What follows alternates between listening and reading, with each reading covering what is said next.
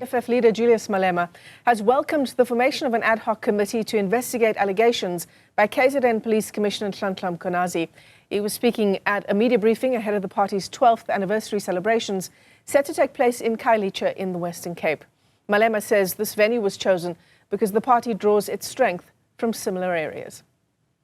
To cut spending in areas such as law enforcement is an indication that there is no regard for the high levels of crime terrorizing our people. The revelations by Lieutenant General Nhlanhla Mkhwanazi ought to have indicated to the ruling GNU that cutting allocations to law enforcement capacity is a recipe for disaster. It is for this reason that the EFF proposed the establishment of an ad hoc committee to investigate the allegations made by General Mkhwanazi, and we welcome that this progressive step has been adopted by the National Assembly. We will ensure that no capture of our institution will continue and expose all those involved with criminal syndicates and drug cartels at the highest level of policing. All right, let's reflect on that briefing with political analyst Sandile Swana. It's great to talk to you. Thanks for coming on. And I think the briefings by the EFF largely at this stage, the tone and almost the content as well is almost predictable. But what stood out for me at the very early stages of the briefing was the EFF leader outlining the party's MMCs in various municipalities. And he says they are making real progress. He was at pains to point out, he says, the EFF is not just a protest movement. We are in government. Yes, I think there came a stage in the development of the EFF where they realized that they cannot build credentials, political credentials, if they do not get into government and then demonstrate competence in government, and in addition to that, demonstrate delivery through the party and also through the instruments of government.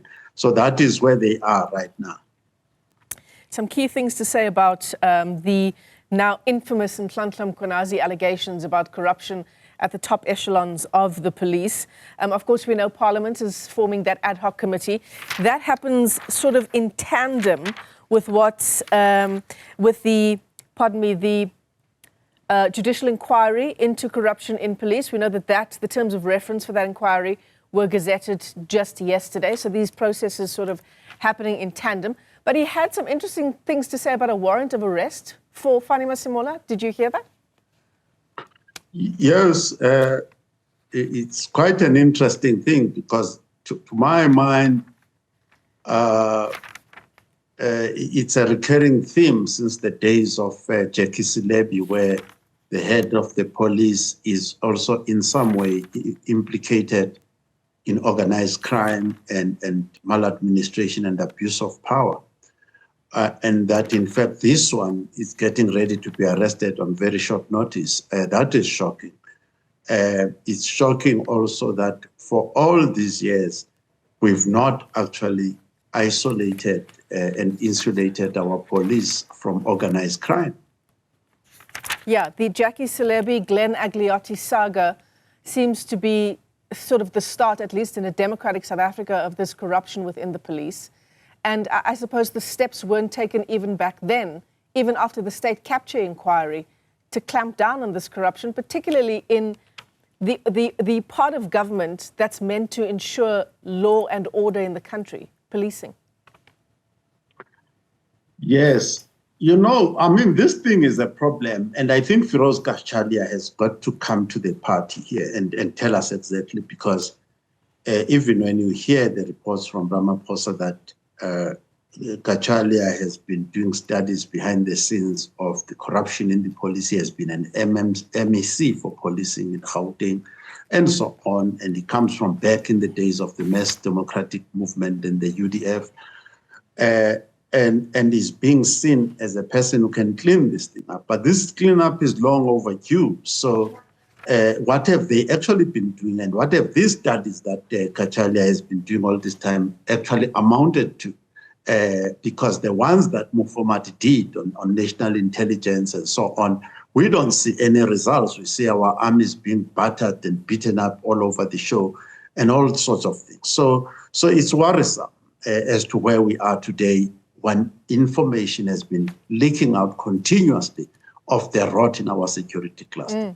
I suppose it's even more worrisome that it took a bombshell briefing by Nhlanhla Mkhwanazi for the president to spring into action with this Judicial Commission of Inquiry, with his police minister now on special leave, and with Shadrack Sibiya also suspended. And now we are also hearing reports that the arrest of Fani Masemola is imminent.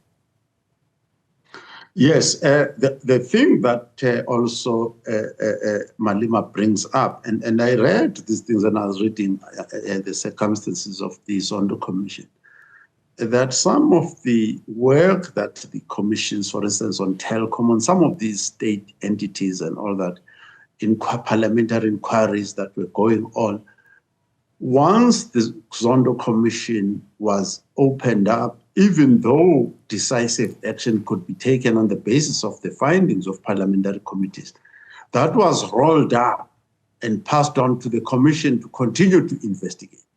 So we would hope that this ad hoc committee and any other committee that they form, for instance, on ethics around Mkono and so on, will, if, for instance, they come to the conclusion that he must be dismissed, he will be dismissed regardless of whether the commission has been concluded or not.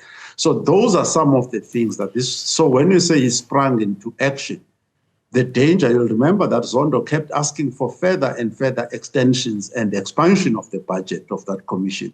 So we don't want things to be rolled into that commission. Any entity of the state that concludes its own investigation must, those findings must be implemented without waiting for the commission. I mean, but these three parallel projects now to try to get at the bottom of this issue of corruption in SAPS, in crime intelligence, the Parliament Ad Hoc Committee, the Public Protector's investigation, and the Judicial Commission of Inquiry.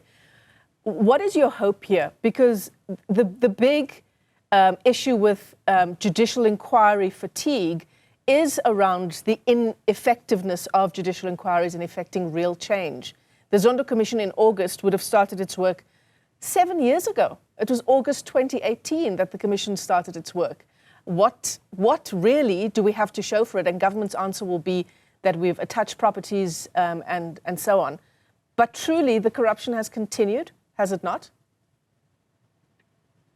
Zondo himself, very recently, I think I watched a video very recently in the past 24 hours of Zondo saying that actually since the early 90s until now, they've been trying to finish with corruption, but corruption has actually grown. On the Zondo Commission, just a reminder to the viewers, is that the Zondo Commission was a product of the public protector, Thuli Madonsela. She investigated this corruption around state capture and then recommended the Judicial Commission of Inquiry, which 7 years later then has not yet produced the results, because principally the most senior politicians who have been conducting this corruption and promoting it and protecting it and fertilizing it since the arms deal are still in power. I mean, these guys have added 31 years to their years of age, and have added a lot of money to their personal pockets and estates through corruption, and they've groomed younger ones. There are layers and layers of new generations that are coming behind them that are now lining up, queuing for more of the gravy train. I want to ask you this question while we have you and have your time, Sandile Swana, just as a parting shot. The president was at BMW just a short while ago, at the Roslyn plant in Pretoria. And of course, it's around, furthering trade relations with other countries. The president was quite clear about the fact that we need to grow our economy. It's driven by exports. We need to not only look to other countries, but we need to open up the continent as well. But the point that I want to ask you about is about journalists and their access to President Cyril Ramaphosa.